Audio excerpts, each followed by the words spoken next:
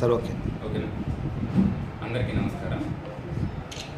రేపు అనగా 9 July Bangarapalem mango market యార్డ్లో ఎక్స్ఎం గారి పర్యటన గురించి ఇప్పటికే ప్రెస్ ముందు క్లారిఫికేషన్ ఇవ్వడం జరిగింది. మార్కెట్ యార్డ్లో 500 మంది వరకు రావచ్చు అని, అలానే హెలిప్యాడ్ వద్ద 30 మంది వరకు రావచ్చు అని, అలానే ర్యాలీలు కానీ రోడ్ షోలు కానీ ఏమీ జరపడానికి వీల్లేదు అని చెప్పేసి విత్ కండిషన్స్తో మనం సపోర్ట్ ఇవ్వడం జరిగింది. ఈ కండిషన్స్ ఇవ్వడానికి ప్రధాన కారణం ఎక్స్ఎం గారు ఇక్కడికి వస్తున్న ముఖ్య ఉద్దేశం మనకి చాలా క్లియర్గా అప్లికేషన్లో మెన్షన్ చేశారు.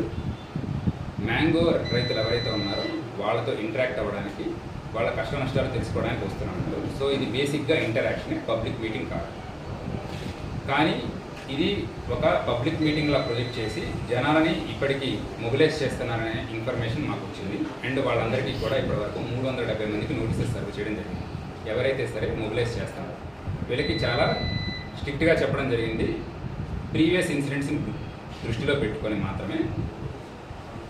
చివరిగా చూసినట్లయితే 3 ప్రదేశాలలో సత్యసాయి జిల్లాలో, అలానే ప్రకాశం జిల్లాలో, పల్నాడు జిల్లాలో కూడా చాలామంది ఇబ్బంది పడ్డము, ట్రాఫిక్ జామ్స్ అవ్వడము, కొంతమంది ఒక వెహికల్ కింద పడ్డారు, చనిపోవడం జరిగిందని కూడా మనకి ఇన్ఫర్మేషన్. సో ఎవరికి ఎటువంటి ఇబ్బందులు కలగకుండా, శాంతి భద్రతలకు ఎటువంటి విఘాతం కలగకుండా ఉండడానికి ఈ చట్టపరమైన చర్యలు మనం చెప్పడం జరిగింది. సో వాలంటరీగా ఎవరన్నా వస్తారన్నా కూడా మనం రిస్ట్రిక్షన్స్ చెప్పేస్తున్నాము. దయచేసి ఎవరూ రావద్దు. ఇది కేవలం ఒక మార్కెట్ యార్డ్లో జరిగే ఇంటరాక్షన్ మాత్రమే. ఇది ఎటువంటి పబ్లిక్ మీటింగ్ కాదు. కానీ ఇప్పటి వరకు నిన్నటి నుంచి ఇంత చెప్పినా కూడా కొంతమంది మొబిలైజ్ చేస్తున్నారని చెప్పారు. వాళ్ళకి అపార్ట్ ఫ్రమ్ నోటీసెస్ వాళ్ళు కనుక నిజంగా మొబిలైజ్ చేస్తే ఇక్కడికి వచ్చిన తర్వాత సాక్ష్యాధారాలతో సహా వాళ్ళ మీద కేసెస్ రిజిస్టర్ చేయడం జరుగుతుంది, మరియు రౌడీ షీట్స్ ఓపెన్ చేయడం కూడా జరుగుతుంది.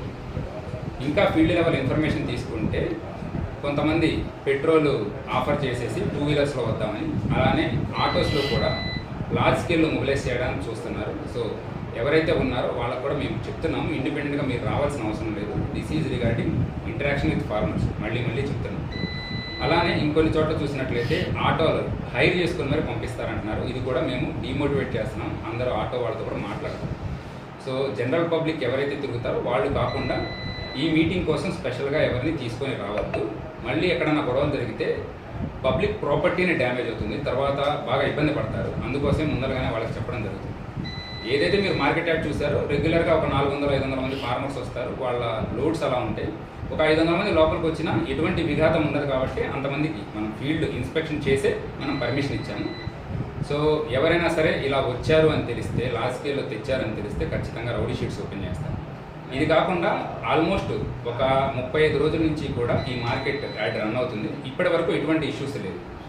సో మ్యాంగో రైతులకి సంబంధించిన చిన్న సమస్యలు ఏమైనా ఉంటే ఉండుండొచ్చు, కానీ బట్ ఎప్పుడు కూడా ఒక లా అండ్ ఆర్డర్ సమస్య రావడం కానీ, మ్యాంగో రైతులు ఎటువంటి ధర్నాలు చేయడం కానీ అంత లార్జ్ స్కేల్లో ఎటువంటి జరగలేదు. కానీ ఇప్పుడు మరొక ఇన్ఫర్మేషన్ వస్తుంది. సడన్గా తీసుకొచ్చి రోడ్డు మీద మ్యాంగోస్ పోయడానికి, లేదంటే ఎంట్రన్స్లో మ్యాంగోస్ని అక్కడ డంప్ చేయడానికి రాత్రి ఇలాంటి కూడా ప్లాన్ చేస్తున్నారని చెప్పేసి, దీనికి సంబంధించినట్లు కూడా మనం చట్టపరంగా చర్యలు తీసుకుంటాం. ఎవరైనా అట్లా చేసినట్లయితే మీకు నిజంగా సమస్య ఏదైనా ఉంటే వచ్చి డిస్ట్రిక్ట్ అడ్మినిస్ట్రేషన్ని కలవండి, సంప్రదించండి. అంతేకాని ఇలా ఒక నెగిటివ్ ప్రొపగాండా చేయడానికి దయచేసి ఎటువంటివి చేయొద్దు. అలానే కొంతమంది రైతులకు కూడా ట్రైనింగ్ ఇస్తున్నారు, రేపు ఇలా మాకు సమస్యలు ఉన్నాయని చెప్పుకోవడానికి. సో ఏదైనా సరే నిజమైన సమస్య ఉంటే ఖచ్చితంగా డిస్ట్రిక్ట్ అడ్మినిస్ట్రేషన్ దృష్టికి తీసుకురండి.